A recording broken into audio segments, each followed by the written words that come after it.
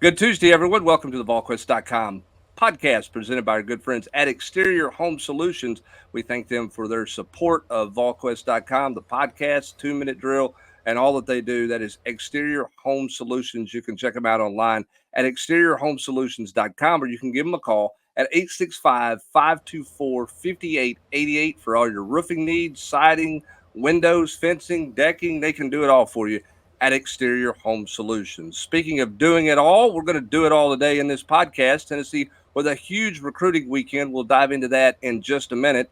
I can't believe I'm saying this. This tells you where things are right now. Baseball going to take precedent to start this podcast because the Tennessee baseball team, Eric Kane, who joins us from Omaha, along with He Rob joined us Lewis, from a cave in Omaha. along with Austin Price and Rob Lewis. Tennessee is in the catbird seat. Eric Kane, they're in the best position of anybody at this point, and put themselves there to get to that championship series with one more win. Tennessee is 2-0 with the rally on Friday night, and then I thought just controlled the baseball game against North Carolina on Sunday night. Let's start with the Friday night rally. You've had some time to digest it. Sum that thing up for us. Man, it was it was historic. Obviously, Christian Moore, only the second player ever and the first time since 1956 to hit for the cycle in a College World Series game. You had the quick hook from Chris Stamos right at the top. A.J. Causey was not his best. Tennessee's pitching overall, obviously not its best until Nate Snead kind of came in and settled the waters there towards the end. But, I mean, what we've seen from the Tennessee team all year long, the offense just doesn't quit. You take an early lead, you blow that lead, you come back, you're down by 5 or 6 runs at one point. And you just kept chipping away. And, that home run in the 5th or 6th inning by Kavares Tears got you that much closer. And then his leadoff triple in the 9th inning kind of started the whole thing. And what an at-bat from Cannon Peebles getting pinch hit for, or pinch hitting, I should say. And then, Billy Amick as well. And, of course, Blake Burke, the non-check swing. Umpire said he didn't go, so Blake Burke stayed in there. And give him credit, man. He made up for it. I mean, he made it costly, right? And so he ties the game there, and then, of course, Dylan Dryland walks it off. Just another example of how this offense is the best in the country, and on a night where defense was so sloppy and so ugly on both sides for the first, 3 or 4 innings, Tennessee even showed that it can't beat itself when the offense is humming the way it is. And best win in program history, walk-off win, CMO was incredible, and it set the stage for Tennessee to be in the winner's bracket. And, of course, Tennessee took advantage of that on Sunday as well. I mean, you look at SEMO's performance, like it kind of just fades away into oblivion, right? I know it's only the second one in College World Series history, but I mean, if they lose that game, but think about now what that will be remembered as. And Dreiling went 4 of 6, and he's totally overshadowed by SEMO, who is just that's pretty much sums it up right there. He was his game was loud, and it was fantastic. I mean, and then you take that, you build on it, and have just a really solid performance against North Carolina with Kavares Tears. So I mean, this Tennessee baseball team has just continued to find a way, and for them not to make the championship series, Eric, somebody will have to do to them what's not been done since the first SEC series, which is they'll lose back-to-back games. They lost back-to-back Saturday, Sunday at Alabama. Yeah, they're in a really, really good spot right now. And kind of going back to that game, you're talking about the top of the lineup. I mean, SEMO made history, 5 for 6 in the game. Blake Burke was 3 for 5. Billy Amick was 2 for 5. Dylan Dryland was 4 for 6. Kavares Tears was 2 for 5. I mean, again, this is the best lineup in the nation. It's not even close. And it was on display Friday night when other parts of your game were not top-notch. And again, I mean, obviously this team is not rattled by the stage. There was 26,000 fans in attendance on Friday night, 25,000 on Sunday night, and it just feels like this team welcomes the moment and thrives for that moment. I mean, what Christian Moore did there in his at-bat when he turned down 2 strikes and he's yelling to the dugout, let's fight. I mean, it's what a 30 for 30 is going to be made of if they finish this thing off, man. I mean, it was insane, the atmosphere, and of course, when that 9th inning started, I don't know what you guys were feeling, but I was like, okay, they're going to come back and win this thing. So I tried to ask these guys in the locker room afterwards, like, when did you know, or did you know something was going to be special? And they kind of all pointed to that Kavares Tears leadoff triple. I mean, just what a way to start for you. And that Dean Curley followed it up with a home run that would have been gone at Lindsey Nelson Stadium, but a sac fly and kind of got the ball rolling and all that. And I can't say enough about Tennessee's win on Friday night. I think that was the best win the biggest win in program history. Rob, I don't know how you felt, but I think you and I are on the same page. We knew Tennessee was going to win that game when Hubbs declared it over in the 4th inning. Correct?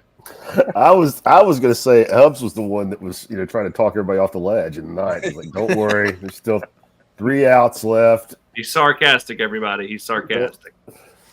But I was a little concerned the Vols were on their 4th arm in 4 innings. You had 5th. You had 5.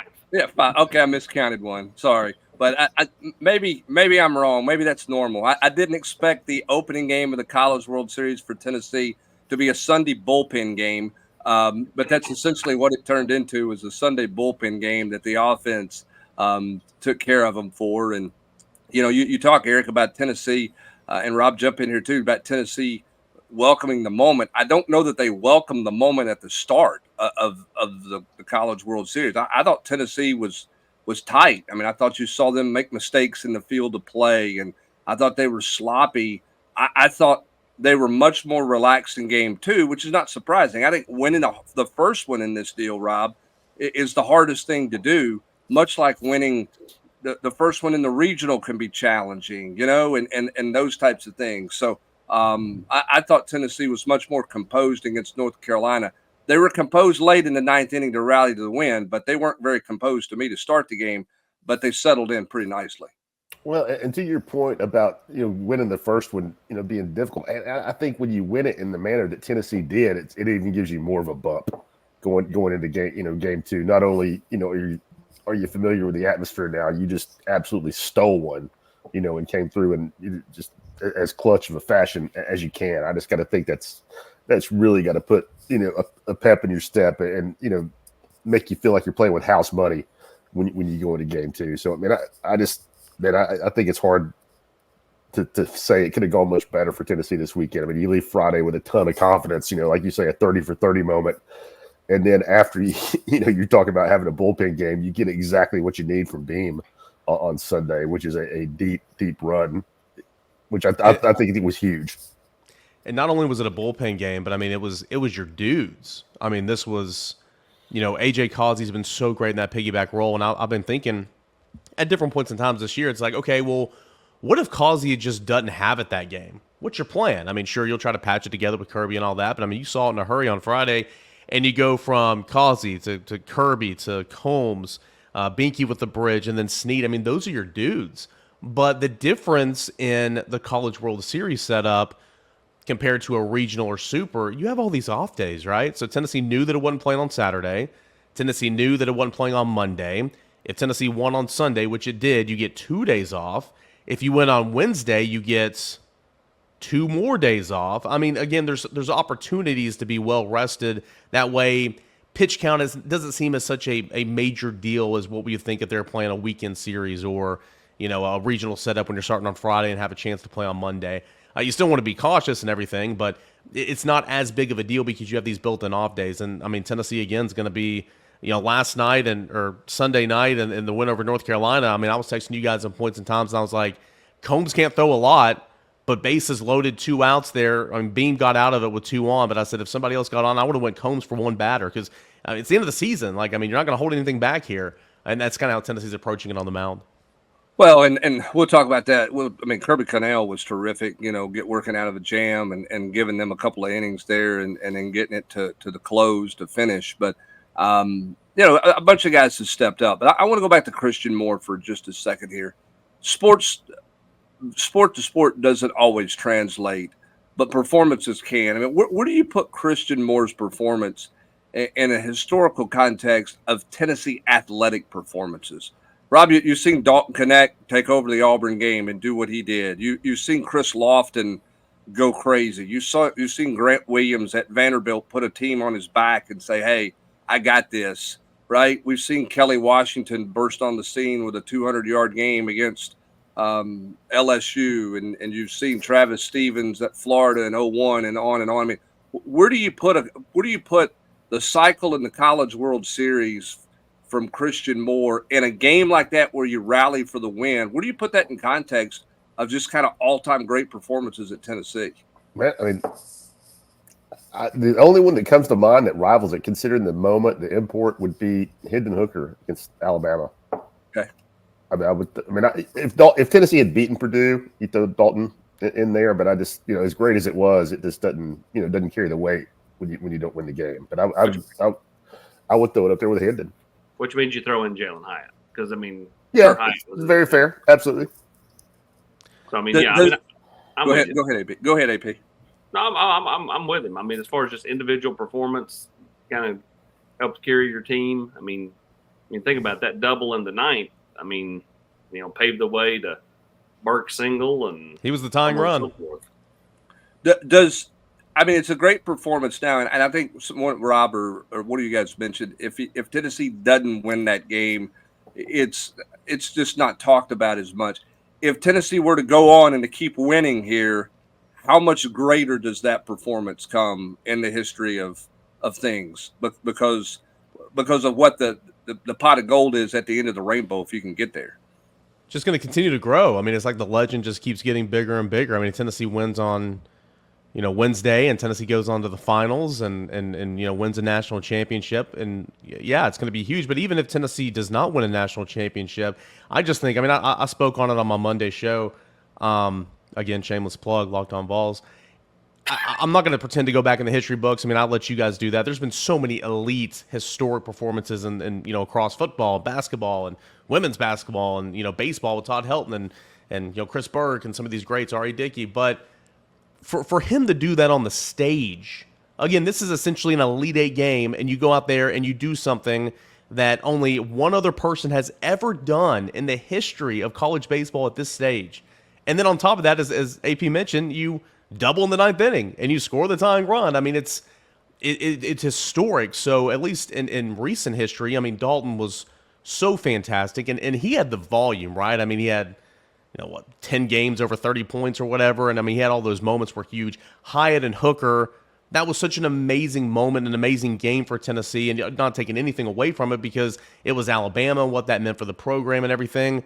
But again, this one came in the College World Series, so I think that holds the most weight of anything, in my opinion. Yeah, and the only time it happened, the great Craig Price was one. Okay, so 1956.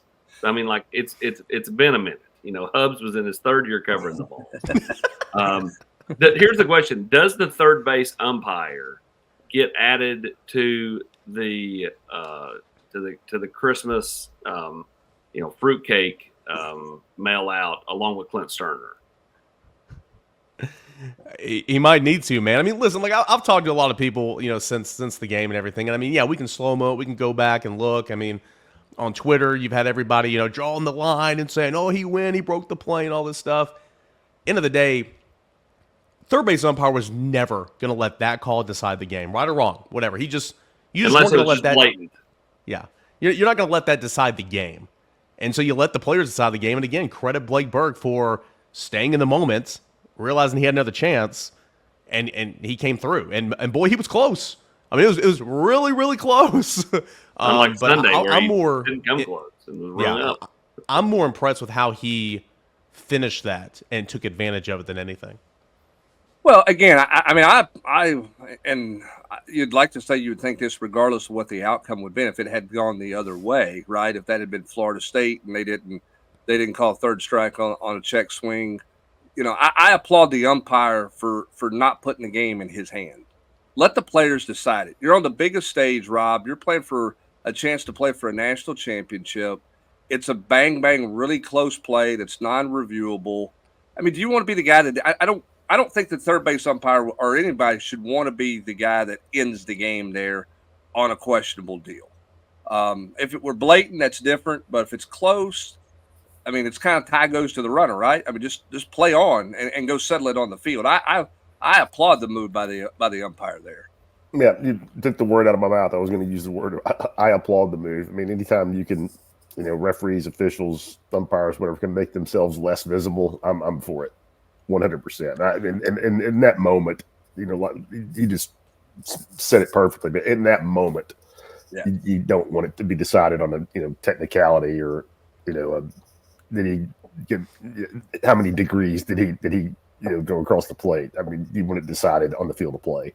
Yeah, and let's make no mistake about it, Hubs. You kind of mentioned it there. If it went the other way, fan base irate. Sure. Irate. And Supposed to it be. is what That's it is, right? And fandom is. I mean, yeah. you're supposed to be mad. I'd be disappointed if Florida State fans weren't mad. Yeah. And I mean that right there is one of many things that contributed to the outcome of the game. It's just like in football. You have a missed block here, you have a pass interference here. I mean, the ball call in the top of the ninth inning when Tony went irate and did his little banana walk out there. I mean, that went against Tennessee, right? I mean, that's a judgment call, just like this check swing and blowing a 3-run lead in the ninth inning. I mean, that's on you, Florida State. I mean, there's so many different things that contribute to the game. But I mean, I don't want to make.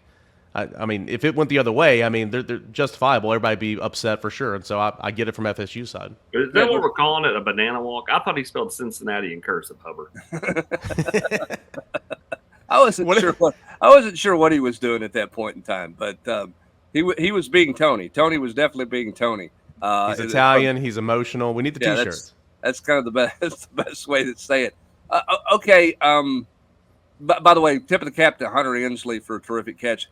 We think he's going to be okay, Eric. I mean, in terms of they get a couple of days rest here. I know it's a hamstring type deal. Tony made it very clear, even though it called him woozy and wobbly in the dugout, it was not a concussion type thing. It was more of the hamstring or the hip. But feel like he's going to be all right. Yeah, we'll see. I mean, it's at the time of this recording, very much day to day. I mean, he went to the hotel, iced him. Went to sleep. How do you feel Monday morning? I don't know at the time of this recording, and so I would say he was sore. Yeah, I would imagine he's sore for sure. Can confirm. I mean, I spoke with Hunter Inslee after the game. A couple of us did, and I mean, he was fine. He was in great spirits. He said, I mean, I wrote a story. He said, I'm fine. All this type of stuff. Truly, in that moment, you just don't know. You got to see how you are a couple of days after. But we'll continue to see day to day. Tennessee's going to practice on Monday and on Tuesday. I would imagine that Hunter Inslee is going to do nothing but ice and stem, ice and stem, ice and stem. What gives me, some thoughts that he's going to be okay is, I mean, he stayed in the game, and I was watching him. Catch was incredible. I mean, people say they'll run through a wall for somebody. He literally almost did. And also after the game, he said that he delivered the hit. I don't know about that, Hunter, but nonetheless, you hung on. It shows that he was an all-state football player in high school. Safety as well, not just quarterback. But just an incredible catch. But I was watching him in that inning, and I mean, he was grabbing his hamstring, and then he was slower running into the dugout. But then he came out and he hit second in that inning. Then he stayed in, went in the field. Then he hit again in the fourth, struck out. You saw him limp back, and I mean, at that point, it's like, okay. But I mean, he at least stayed in the game and was playing. So if it was something severe, like he completely tore it, in my opinion, I would assume he would have came out right at that moment. But again, day to day, we'll see. Tennessee needs him.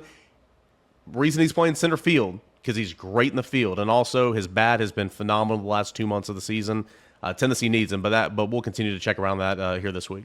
All right, last baseball thing, then we're going to get a break on the other side. We're going to break down what was a huge weekend in football recruiting in terms of visitors on. Real simple question to you here, Eric. They were debating this in the TV broadcast. You got a couple of days off. You come back to play on Wednesday. Is it Xander Sechrest on Wednesday, or do you reshuffle the deck on Wednesday because you've got 4 or 5 days off for some guys here? How does Tony Vitello play this thing? First thought that comes to mind would be Xander, because Tennessee is we're going to keep it the way we've done it, even though the days off are kind of mixing it in there. Tony's not superstitious. He told the TV broadcast crew that. He's not superstitious. Yeah, he's not. Right, AP? Yeah. Likes to keep things in order. But I'll ask around this week over these off days, but I would assume it's Xander to get going. But you got to think ahead, too. Say you went to Game 3 of a College World Series Finals. Again, you got to win the game in front of you, but say you do, that would put a third game on Monday. And so would you want Xander to be in line to start that game as well? I don't know. You got to be thinking about these things. But everybody's going to be available, but I would assume that it would be Xander that would get the ball, simply because they don't like to mix things up and how they do things, and that's kind of what got him here. Well, and he'd be on 4 days rest. I mean, I know that's not norm, but you're in the College World Series, nobody's getting 7 days between starts. That's just not how it works. So it's not like he would be coming back on 2 or 3 days rest. And at that point, you're probably, I mean, you're in the last game of the season for college baseball for a national title. You're throwing everybody. I mean, 8 pitches here, 6 pitches, whatever you got to do is whatever you got to do at that point. So we'll see. Eric's in Omaha. He's going to remain in Omaha to cover everything going on with the Tennessee baseball team as they continue to march through the College World Series. 2-0, just a terrific start for them. Really impressive win over North Carolina after an unbelievable ninth inning comeback against Florida State. Vols back at it on Wednesday. We'll see who they play there to try to stay in the winner's bracket. If they lose on Wednesday, they would play on Thursday. But if they win on Wednesday, then they're off to the National Championship Series. When we come back on the other side, we're going to talk about Tennessee's big recruiting weekend. 27 visitors, I think it was, on campus. Austin Price has got all the details. We're going to give him the floor. He'll be like someone speaking on the Senate floor, filibustering here for a while. He's going to get the floor when we come back, give you all the latest in Tennessee football recruiting. That's coming up next as you listen to the Volquest.com podcast presented by our good friends at Exterior Home Solutions. Severe weather can strike at any time in East Tennessee, and Mother Nature can do severe damage to the first and most important line of defense that you and your family have against Mother Nature, and that is your roof. Whenever she strikes, make sure that you call the people that I call.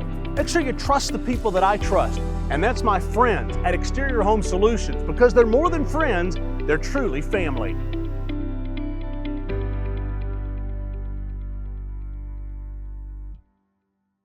Thanks again to our good friends at Exterior Home Solutions for all they do for us at Volquest.com. Be sure to check them out at exteriorhomesolutions.com or give them a call at 865-524-5888. Big recruiting weekend. Austin Price, go. Oh, Hubs, out of left field. Tennessee did a lot of great things this weekend with a stupid amount of visitors. I mean, I'm not sure I would ever sanction it, but they seem to have pulled it off pretty well. You went into the weekend trailing for a couple of guys. It probably far-fetched for a few, but, they were going to shoot their shot. And then Tennessee, I thought either made up some ground and have become major contenders for guys like Damian Shanklin, Isaiah Gibson, or they've just, kind of defined themselves as a major contender for Desan Bray. They continue to be in a really good spot with David Sanders. All the other fan bases and coaches at other schools can go ahead and continue to make a deal out of the misspelling of the name, whatever. The kid's not making a decision as big as this based off of some, low-level staffer hitting the wrong, button on the keyboard. Like the family, they're very intelligent people. Like they understand mistakes happen. They had a great time. David Sanders had a fantastic time. He is so close with George McIntyre. And has really gotten close with other guys that were here this weekend. I said going in, this has got the recipe for either a bunch of people getting neglected or a melting pot. And it certainly felt like a melting pot based off of everybody I've talked to, whether it be recruits, coaches, national guys who've talked to similar recruits and coaches. It feels like Tennessee's done a fantastic job. David Sanders, told me kind of leaving the complex, the plan has always kind of been like first week of school in August. For him, he wanted to take the month of July. I said, are you still at that? And he said, as of right now, but let's get through next weekend and that could change. Like, in other words, let me get through this visit, see where we're at. It could get bumped up. So we'll see. Either way, David Sanders. By the way, he goes to Ohio State this coming weekend. Correct. That's his final visit. Yeah, he's got an Alabama visit middle of the week. Then he goes to – I don't think they're a factor. And then he goes to Ohio State.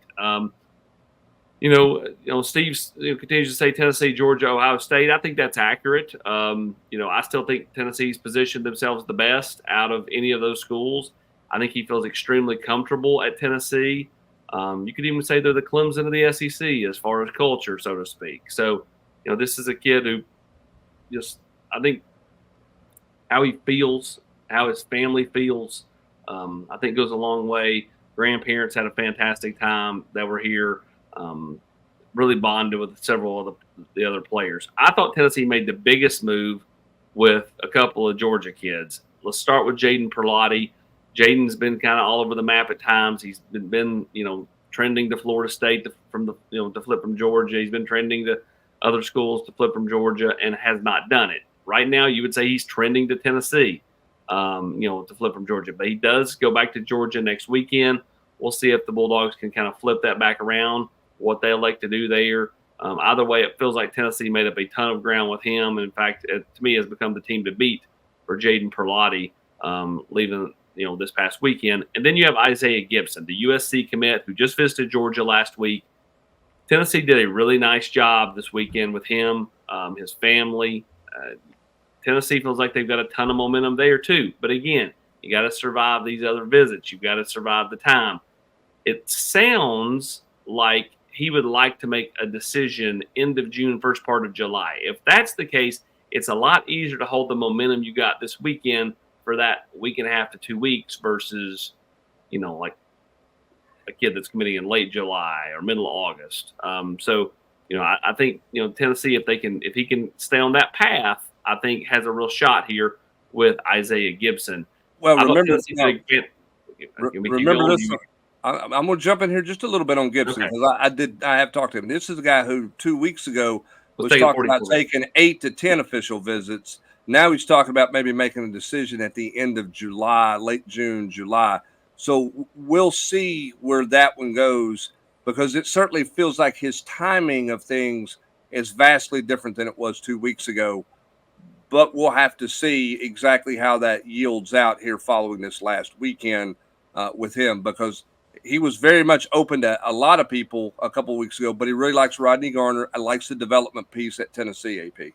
He does, absolutely. And that's going to be a thing. I think, NIL will be a thing for him.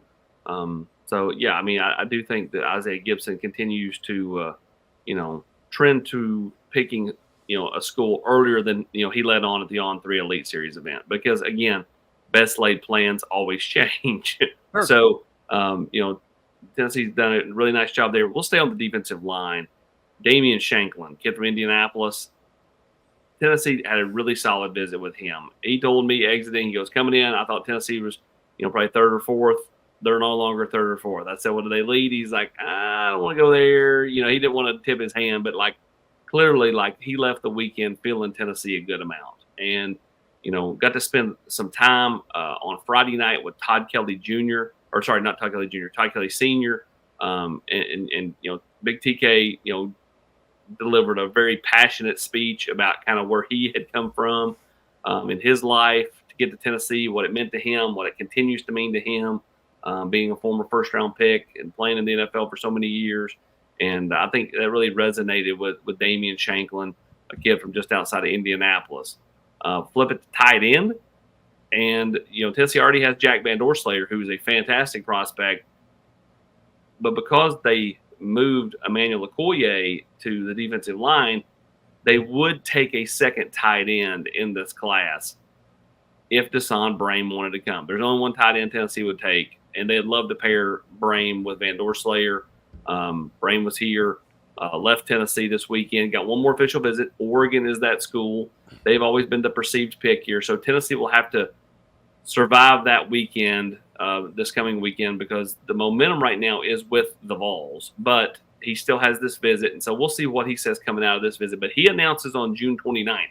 So again, for everybody that's on the general quarters or Vol fans are like, where are the commits? Where are the commits? They're going to come. The question is do they come to Tennessee? The dates are already selected for a lot of these kids, and they're going to hold true to these dates. So Charles House is the 22nd. You got the 29th with Deshaun Brame. You got potentially late June, early July with Isaiah Gibson, so on and so forth. So, Brame is a big athletic kid. And again, if you could pair Van Doorslayer and Brame, it'd be a heck of a haul for Alec Ablin in really year one as a full recruiter. A year ago, he kind of picked up mid-cycle. This one, he's had a full year to recruit these kids, and, would be really, really impressive to land both these kids if they're able to do it. AP, everybody's going to ask, why no commits this weekend?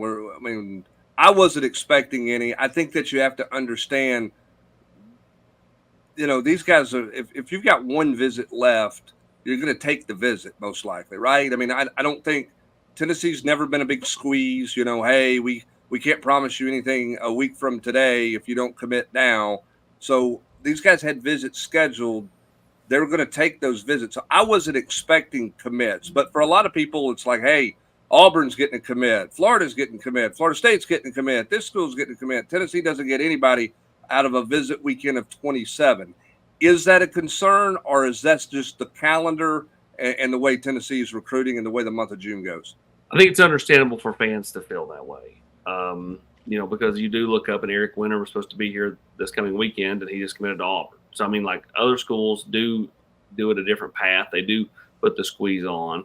And, that's just not really Josh Heupel's style. And so some kids appreciate that style. Some kids, I think are indifferent to it, but the ones that are indifferent probably they're easier to, get the momentum back from for another school if Tennessee has some momentum leaving a weekend where, Tennessee doesn't push. But it's just not really his style. And, either going forward, he'll have to adapt that style or he'll continue to do what he's done the first, 4 years here. So I never expected anybody just to be like, oh, yeah, I'm in. Like, now, are there a couple that have told Tennessee that, expect good news? Sure there are. But, again, private commits don't mean anything. So you have to still get them to the finish line, and Tennessee will have to do that and survive some visits this coming weekend and hold some momentum into these dates that are coming up at the end of June and into July, or potentially even like a guy like David Sanders in August if he goes that long.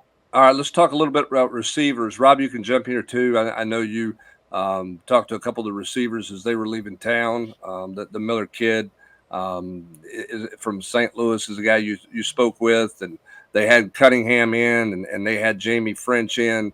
Where do you think, AP, let's start with you. Where do you think this receiver thing is? And then, Rob, maybe what was your impression of a couple of those guys, those receivers that you spoke with as they were leaving town? Well, for me, DJ Miller, someone Tennessee would love to have. I thought going into the weekend, Tennessee was trailing hard for Cunningham and French. Nothing about this weekend made me think, oh, Tennessee's the leader. I still think that they're, behind a school or two for both. And, French comes out and says, well, Tennessee's back in my top three. If you're Kelsey Pope, you're like, yippee! You're leaving campus, and you're like, like, that's what I'm saying. And he's going to Texas next week, which has been the perceived leader for a long time. But then he drops the nugget in, Rob, that he's talking about coming back in July potentially to Tennessee for an unofficial at the end. I think Jamie French plays the recruiting game as well as anybody in the country does as a big-time prospect. Fair or not fair?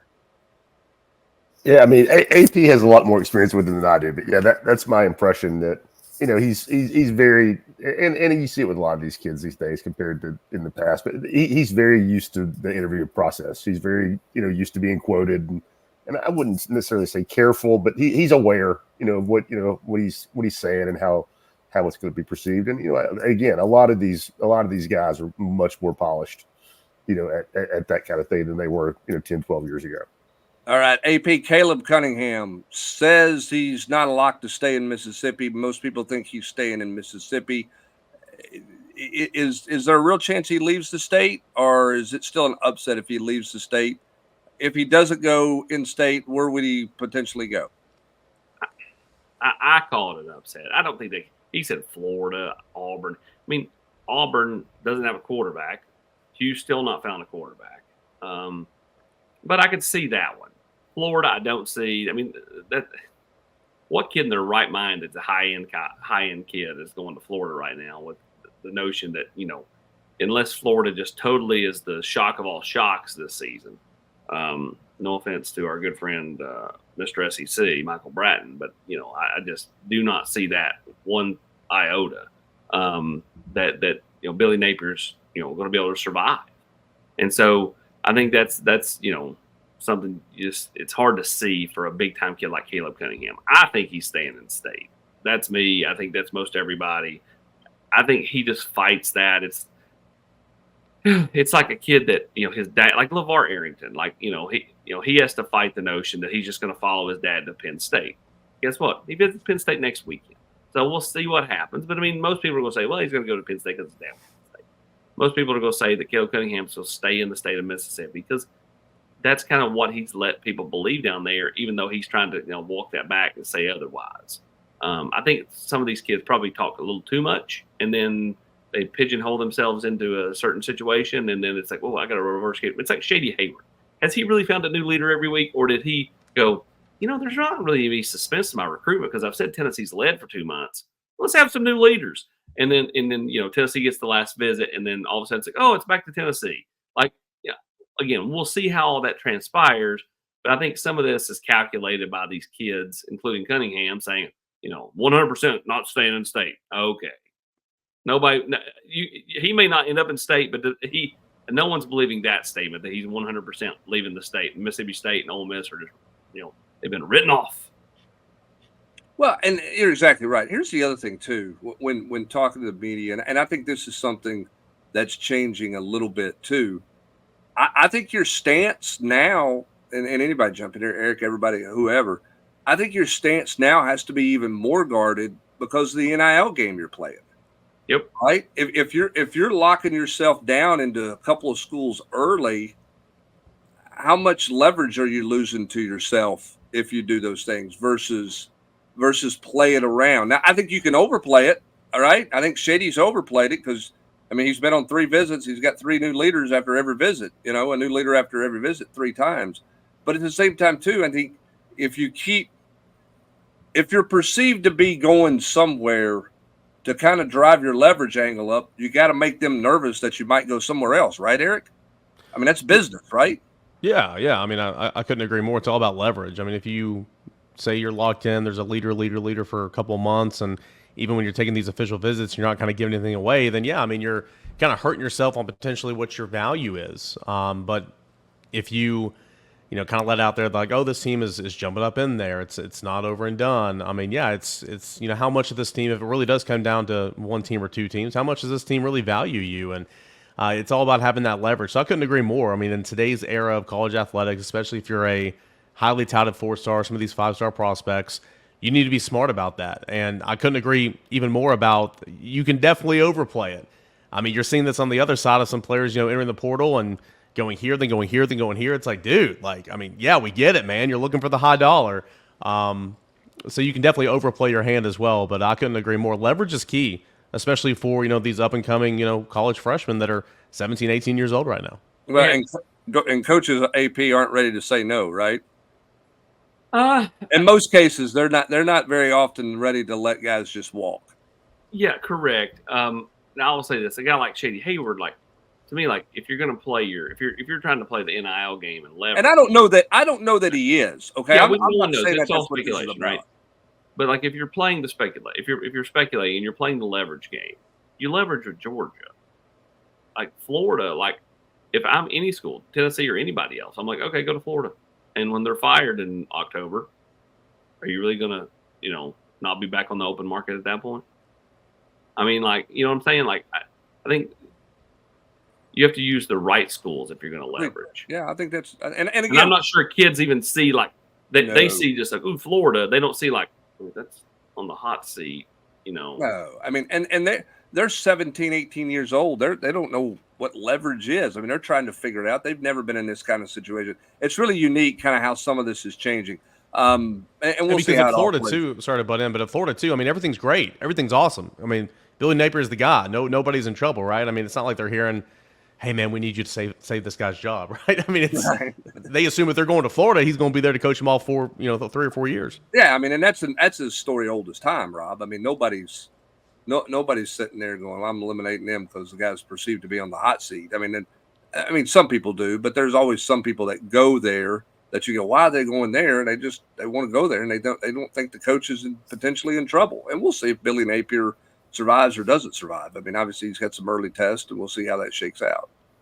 Yeah, I like AP's point. If I'm an opposing coach, I mean, I think it's kind of comical if a kid's trying to play you off against Florida, or if I'm an opposing collective especially if I'm an opposing collective, probably trying to play you off against Florida. Well, and sometimes I'm not even that's we're talking about NIL in this instance, Rob. But I think even a guy like Nick Morton, Jeff County,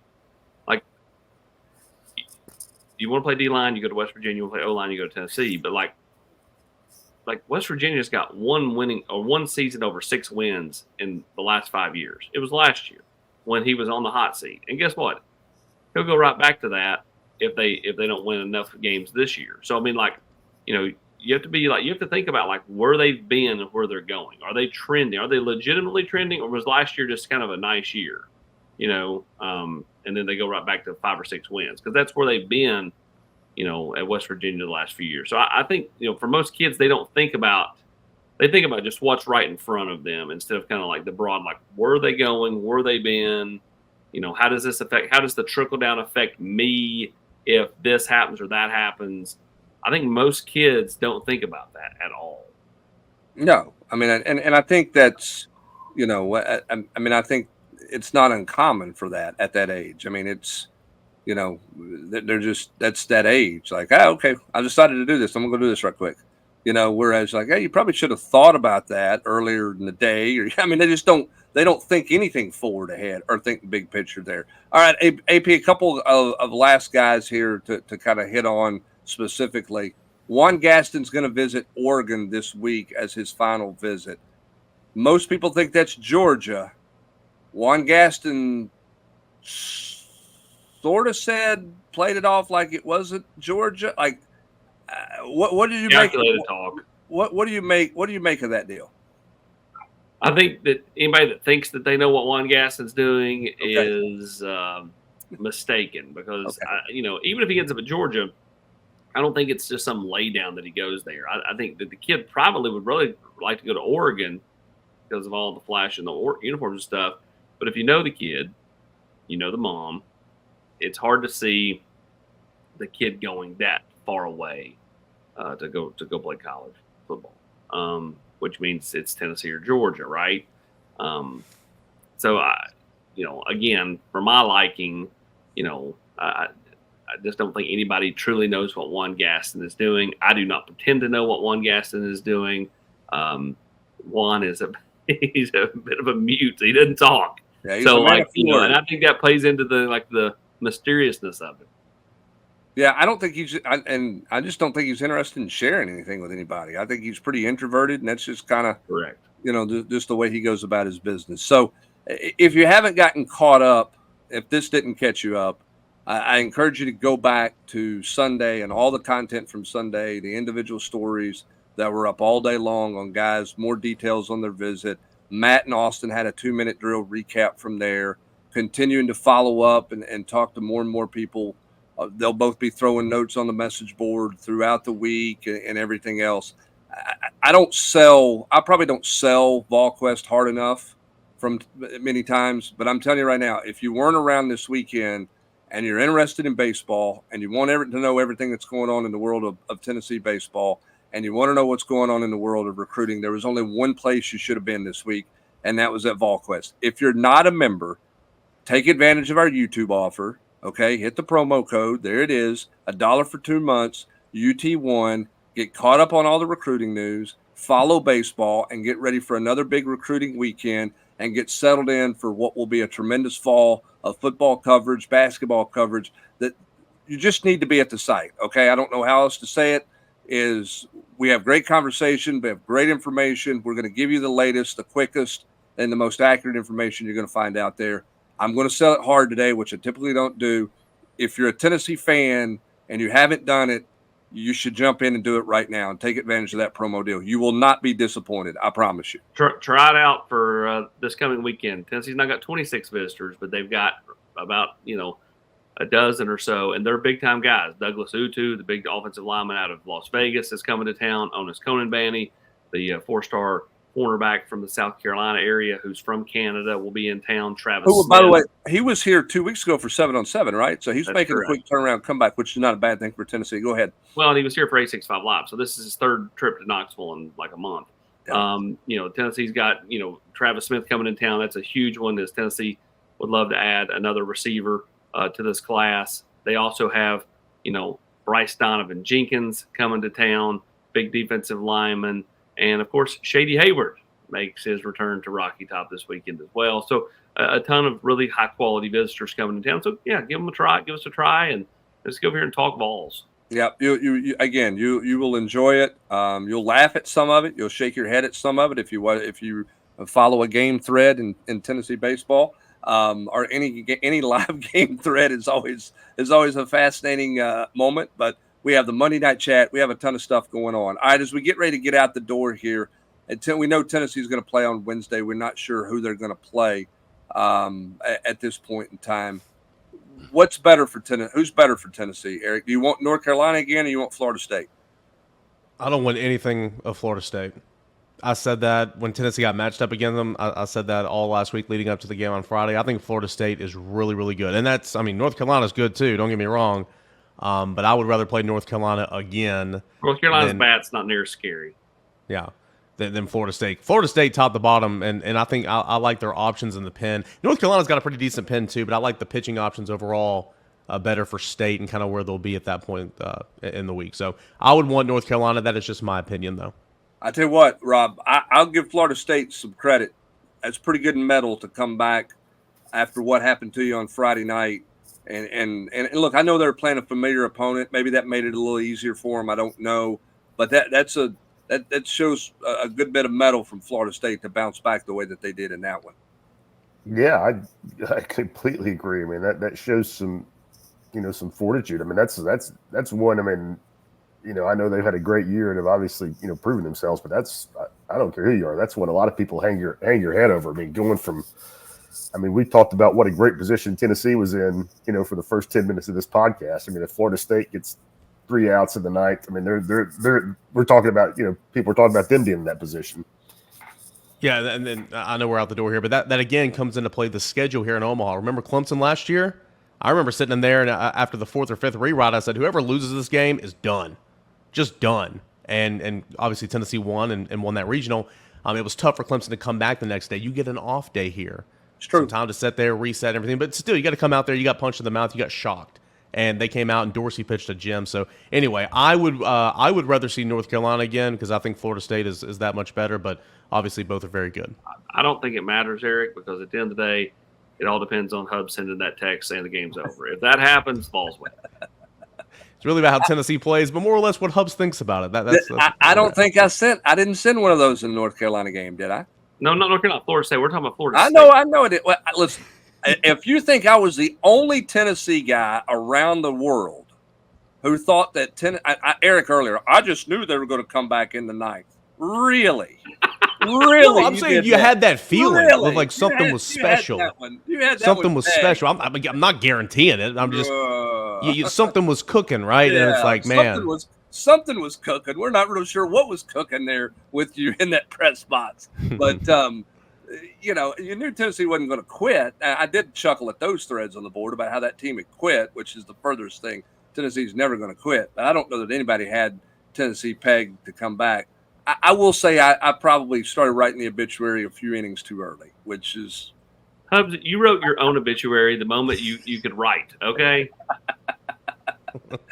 All right. On that note, I'm going to get this thing out the door before the Eeyore comparisons continue to pile on for me here throughout the rest of this day. That's going to do it for this edition of the Tuesday podcast presented by our good friends at Exterior Home Solutions. Be sure and like and subscribe to this. Be sure and check out Volquest.com. Become a member over there. Join us and join in all the fun that we have over there talking Tennessee sports and following Tennessee sports. You will not be disappointed.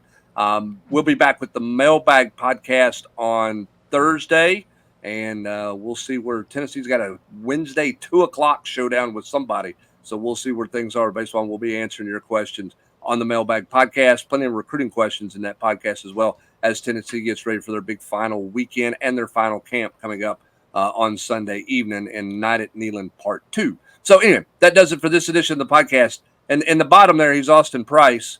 In the middle is Eric Kane in the dark. Wave, Eric, so we can see you. Okay, there he is. And then that's Rob Lewis. That's going to do it for this edition of the podcast. Thanks for joining us. Have a great rest of your Tuesday, everybody.